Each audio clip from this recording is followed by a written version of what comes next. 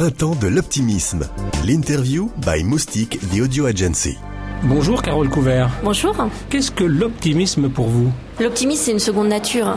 L'optimisme, c'est ouvrir le champ du possible, redonner du sens et des perspectives à chacune et à chacun pour que nous puissions, chacune et chacun, impulser un changement pour sortir de la crise que nous connaissons. Et donc, ça veut dire aussi passer du discours aux actes. Et en tant que présidente de la CFE-CGC, j'ai amorcé depuis 1 an un début de communication positive, ce qui n'est pas simple, parce qu'il y a beaucoup de résistance au changement, et puis parce que certains pensent que l'optimisme, justement, c'est être utopiste, alors que pas du tout. C'est difficile d'être optimiste dans le syndicalisme ? Non, c'est pas plus difficile dans le syndicalisme qu'ailleurs, je crois que c'est une seconde nature. L'optimisme, ça fait partie de l'ADN. Il s'agit de redonner du sens, des perspectives, de démontrer que le champ du possible est ouvert, et si je ne suis pas optimiste, alors je suis présidente de la CFE-CGC, je pense qu'il y a une erreur de casting.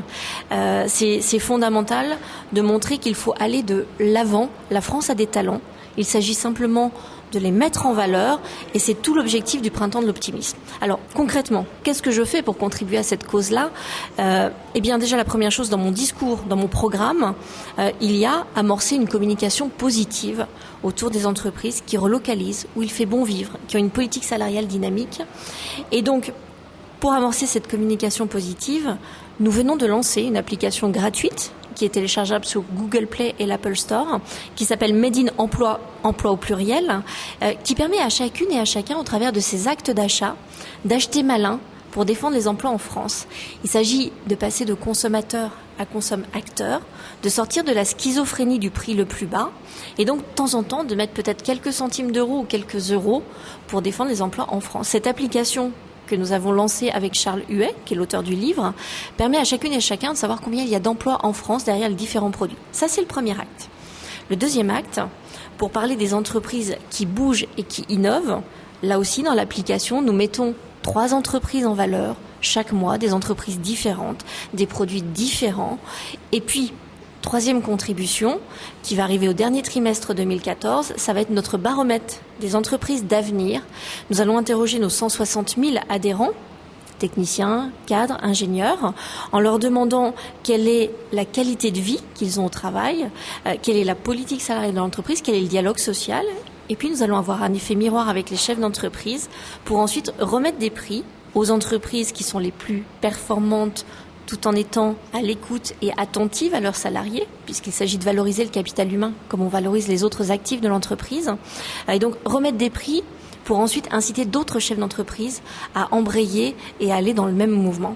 Voilà le rôle d'une organisation syndicale telle que la CFE-CGC, qui est un syndicat différent, un syndicat responsable et dans une logique gagnant-gagnant entre les salariés et les chefs d'entreprise. C'était naturel pour vous de participer à ce printemps de l'optimisme ? C'était complètement naturel et rencontrer Thierry Saucé, c'est une vraie bouffée d'oxygène. On peut être optimiste, mais si on est isolé, on est moins efficace.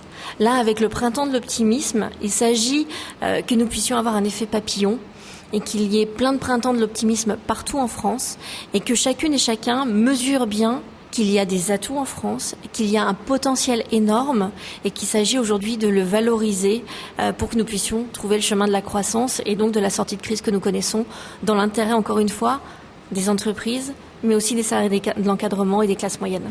Le chevalier blanc de l'optimisme aujourd'hui, c'est le chef d'entreprise ? Non, je pense que c'est un tandem. Il faut à la fois que le chef d'entreprise ait cette envie, il faut qu'à côté de lui, il ait des partenaires sociaux qui aient la même envie, donc à qui il aura su communiquer cette envie et donc construire un dialogue social de qualité.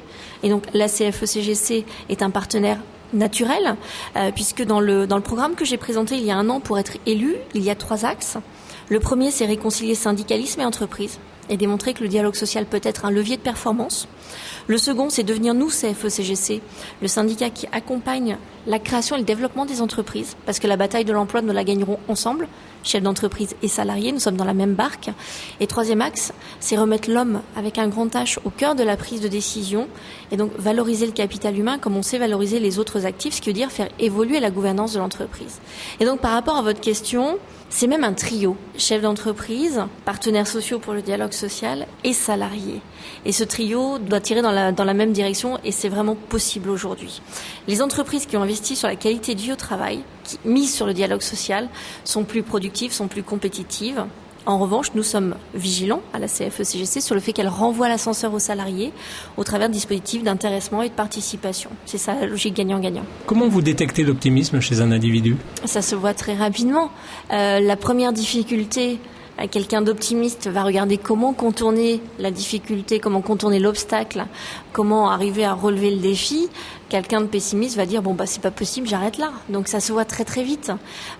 En revanche, il est possible qu'un pessimiste évolue de façon positive, et c'est ça le défi.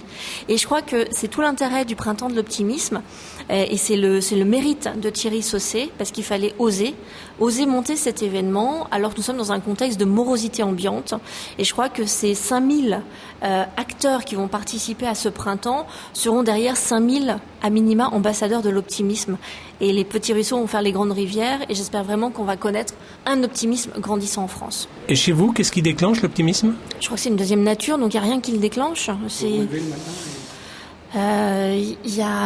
Il fait beau, la vie est belle, on a moyen d'agir, d'être acteur de la suite, et ça je crois que c'est la plus belle chance en France, et on doit vraiment savourer ça, chacune et chacun. On a la possibilité d'être acteur ou actrice de son destin, d'agir et de ne pas subir. Et si c'est fait pour le collectif, je crois que c'est la plus belle des récompenses. Et la couleur de l'optimisme pour vous, c'est quoi ? Le orange. J'adore le orange. C'est la couleur, je trouve que c'est une couleur dynamique et optimiste. Tous les podcasts à découvrir sur printempsdeloptimisme.com